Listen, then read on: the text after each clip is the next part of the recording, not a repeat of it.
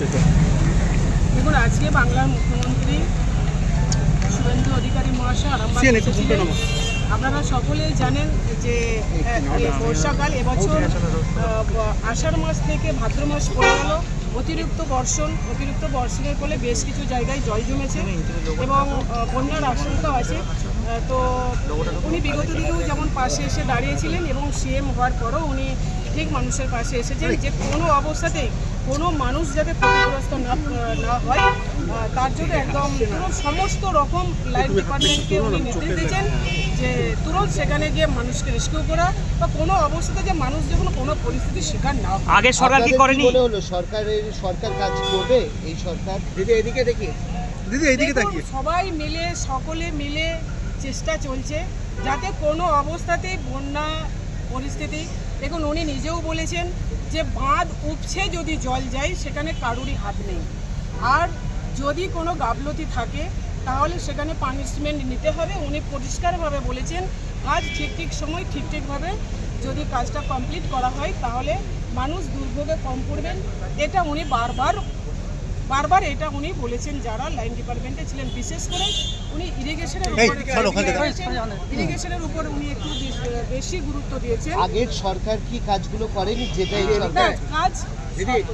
কাজ হয়েছে, যে কাজ পেন্ডিং আছে যেমন পথশ্রী উনি এটাও বলেছেন, উল্লেখ করেছেন আগের সরকারের সময় কাজ হয়েছিল, যে সময় কাজ হচ্ছে বর্তমানেও হবে। আমরা আশা রাখি আরো বেশি করে হবে, কারণ দেখুন আমি যেই কাজটা করতে পারিনি আরো 10 জন মিলে সেই কাজটা আরো বেশি তুরন্ত হবে বা তার ইমপ্রুভমেন্ট আরো বেশি হবে এই আশা রাখি।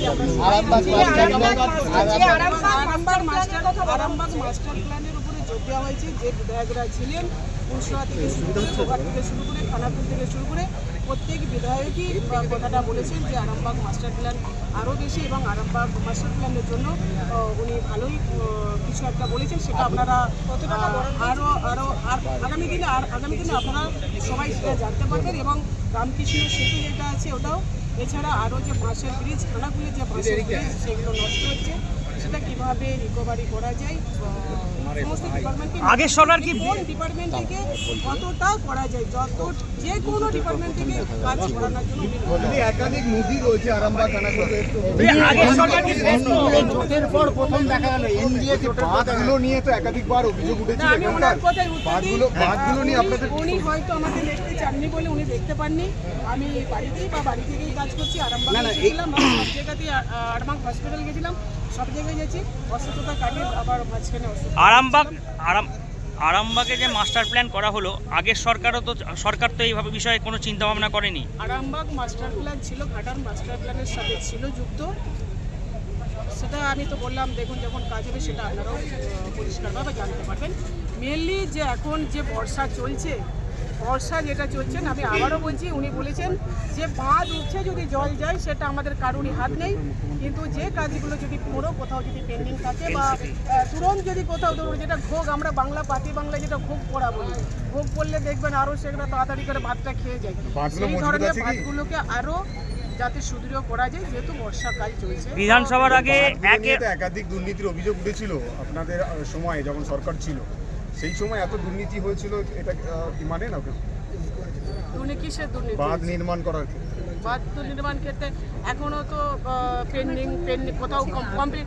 ইরিগেশনের যিনি ছিলেন আজকে উনি বললেন আমি তো কাজ কমপ্লিট করে দিয়েছি, উনি তো সিএমের সাথে বললেন যে কমপ্লিট হয়ে গেছে, আবার কিছু টেন্ডার হয়েছে সেগুলো কাজ শুরু। কিন্তু আদৌ কি কমপ্লিট হয়েছে? দেখুন উনি সেটা বলেছেন, আপনি তো বাস্তবে দেখতে পাচ্ছেন।